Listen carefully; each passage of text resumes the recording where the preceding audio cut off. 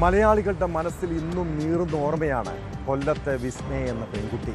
അവളുടെ മരണത്തിൻ്റെ ഉത്തരവാദിയായ ഭർത്താവ് കിരൺ വെറുക്കപ്പെട്ടവനാണ്. വിസ്മയ കേസിൽ 10 വർഷം തടവ് ശിക്ഷയ്ക്ക് വിധിക്കപ്പെട്ട യുവാവിന് ഈ അടുത്തിടെ സുപ്രീം കോടതി ജാമ്യം അനുവദിച്ചിരുന്നു. പണവും സ്വത്തുമെല്ലാം ഉള്ളവന് തൽക്കാലം രക്ഷപ്പെടാൻ കഴിയുമായിരിക്കും.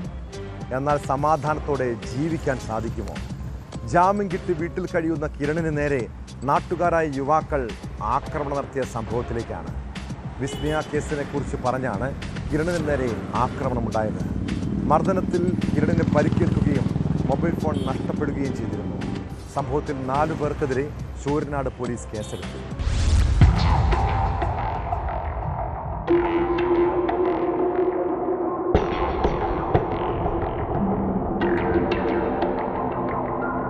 റോഡിലൂടെ നടന്നു പോകുകയായിരുന്ന യുവാക്കൾ വിസ്മയ കേസിനെ കുറിച്ച് പറഞ്ഞ് കിരണിനെ വെല്ലുവിളിക്കുകയും തുടർന്ന് മർദ്ദിക്കുകയും ചെയ്തതായാണ് പരാതി.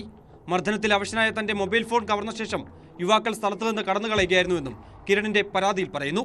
ജനുവരി 12-ന് രാത്രിയോടെയായിരുന്നു സംഭവം. സംഭവത്തിൽ അന്വേഷണം പുരോഗമിക്കുകയാണെന്നും മർദ്ദനത്തിന് വിസ്മയ കേസുമായി നേരിട്ടുള്ള ബന്ധമില്ലെന്നും ശൂരനാട് പോലീസ് വ്യക്തമാക്കി.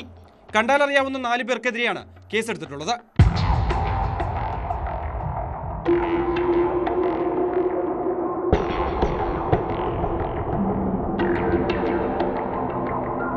പ്രതികളും പോലീസ് ഉദ്യോഗസ്ഥരുമായി നടത്തിയ ഫോൺ സംഭാഷണവും പുറത്തു വന്നിട്ടുണ്ട്. കിരണിന്റെ സുഹൃത്തെന്ന വ്യാജേനയാണ് ശൂരനാട് പോലീസ് ഇവരെ വിളിച്ചത്. തങ്ങളും മദ്യപിച്ചു നിൽക്കുകയായിരുന്നുവെന്നും ഇങ്ങോട്ട് വന്ന് മോശമായി പെരുമാറിയതിനാൽ മർദ്ദിച്ചെന്നുമാണ് യുവാക്കൾ പറയുന്നത്. 2021 ജൂൺ 21-നാണ് BAMS വിദ്യാർത്ഥിനിയായ വിസ്മയെ ഭർത്താവായ കിരണിന്റെ വീട്ടിൽ ജീവനൊടുക്കിയ നിലയിൽ കണ്ടെത്തിയത്. 2020 മെയ് 20-നായിരുന്നു ഇരുവരുടെയും വിവാഹം നടന്നത്.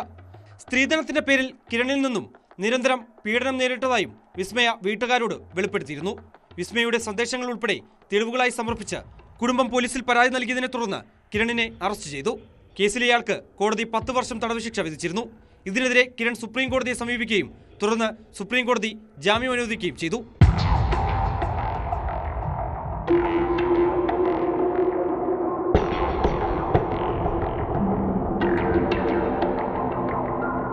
ന്യൂസ് 18 കൊല്ലം. കൂടുതൽ വാർത്തകൾക്ക് news 18 Keralam YouTube channel subscribe ചെയ്യുക.